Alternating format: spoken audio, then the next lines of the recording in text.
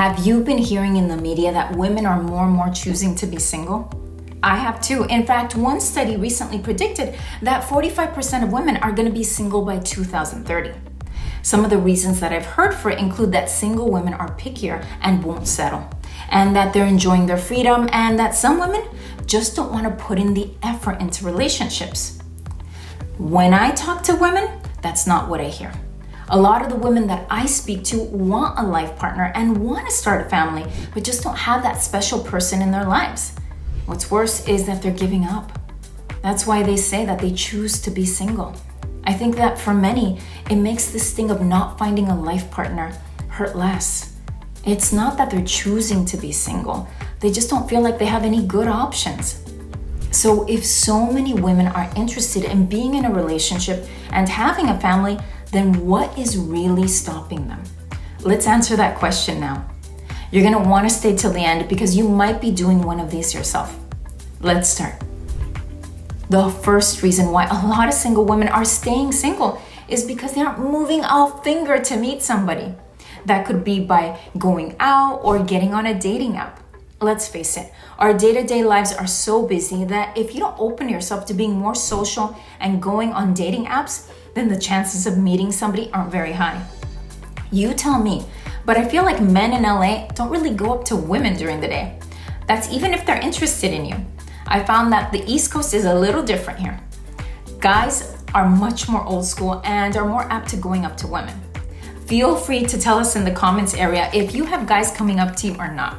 I'm curious if it's just an LA thing or something that is becoming more common. In general, especially since most of us spend the majority of our time indoors working, it's important to be proactive in creating opportunities to meet somebody. Otherwise, how's that gonna happen? If this is your first time watching one of my videos, be sure to hit the subscribe button so that you can see more videos just like this one. Let's continue. Number 2, a lot of women feel uncomfortable with their weight. I think a lot of women have done this at some point. You tell yourself that you aren't ready to date until you lose 30 or 40 pounds. Problem is that we women tend to try to lose weight doing the same stuff that has never worked in the long run. I'm talking about dieting, depriving ourselves of food, and drinking a bunch of shakes and teas. It also doesn't help that a lot of women do emotional eating at night, which then makes it so that they never lose the weight. The months turn into years, and so many women miss out on having the love that they deserve in their lives. Number 3, the majority of the women who say stuff like, there are no good guys and etc., have not healed from past unhealthy relationships. Women who have experienced toxic past relationships often have developed emotional barriers as a kind of defense mechanism. That's why you'll hear them say things such as, I don't need love in my life anymore. I'm better off on my own. Having peace in my life is enough for me. Way too many women say that kind of stuff to themselves.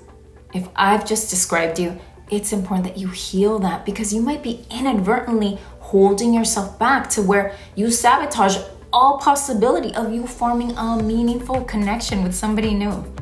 Have in mind that anybody new that you meet has nothing to do with anybody from your past. You closing yourself off to possibilities could very well mean you closing yourself to the love that you want and deserve. By the way, if you're finding value in this video, please take a moment to give it a like. I appreciate your taking the time to do so. Especially if weight issues are holding you back from love and starting a family, then you want to watch my free web class where I explain how you can put an end to that vicious cycle and get on track to opening yourself to love. Go to sayyestoloveandlife.com and I'll share how you can do it. Now that I've gone over the 3 situations that stop single women from having love in their lives, it's important that you stop and think about what limiting beliefs might be holding you back from love. I'll leave you with this thought. If you exist, then there is somebody else out there that is the yin to your yang. You just haven't met them yet. It's just about you no longer holding yourself back from love so that you can manifest the love that you deserve.